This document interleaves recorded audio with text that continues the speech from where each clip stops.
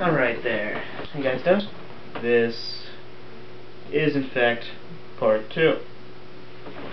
So, actually I have a few things here written down to make sure I don't forget anything.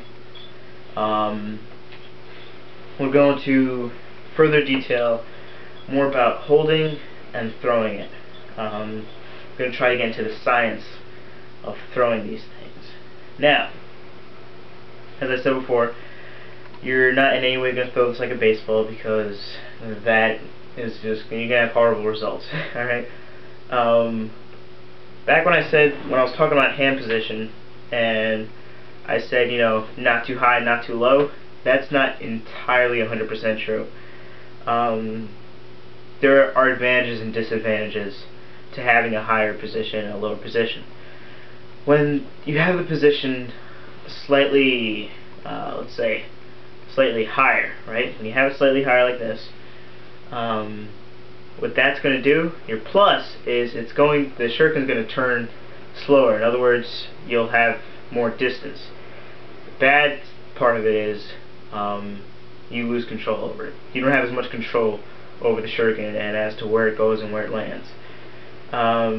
With a lower stance, you'll have more control over the shuriken. That's your positive, but your negative is this will turn the shuriken more quickly.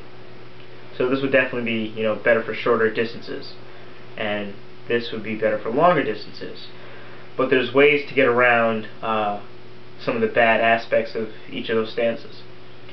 For the lower stance, when you're in low stance, right, or low hand position, the way to get around this is by the pushing that I was talking about earlier in part 1, when I said, you know, you got to try and push. That would help overcome the bad, I guess you could say, of having a lower stance, which is that it'll turn faster.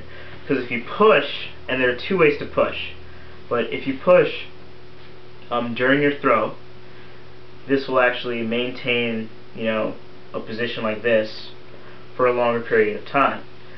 Now, the two ways to push are simply with your arm, or if you guys can see, like that. As you're coming down, maybe if you start up here, and pushing like so.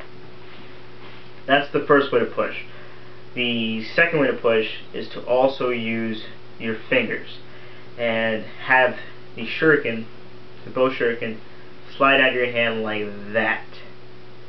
So as you're throwing, you let your fingertips glide off and try to push towards the center of the shuriken. So as it's sliding, you give it a little push, and it'll stay like that for a little while before it turns. You get what I'm saying?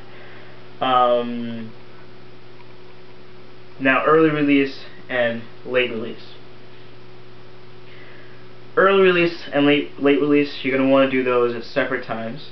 You're going to want to do an early release during a situation where you're further away from the target. When you're closer to the target, you're going to want a late release. Now, an early release is when the shuriken turns more slowly because of your early release. And a later release, it'll turn a little bit more quickly. And now, let me show you where your hands are during these positions.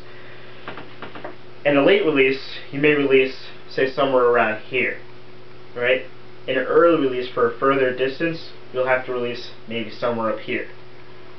And when you release up here, the shuriken's gonna, it spent less time in your hand, in other words, so you're gonna have less control over it, in the sense that you won't be able to have had that much of an impact on it to turn it that much during its travel through air.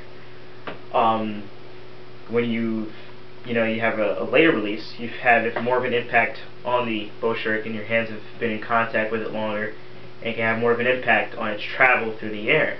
So that usually tends to cause the bow shuriken to spin a little bit faster, and therefore that's why you would use late release with shorter distances and early release with longer distances. It's really just, and I strongly advise that that you guys go on and try to watch as many people throwing as you can, because that's actually how I learned.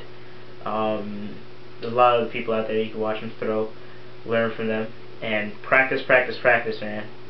Because you can only be taught so much. Only through practice can you really learn the essence of anything, really.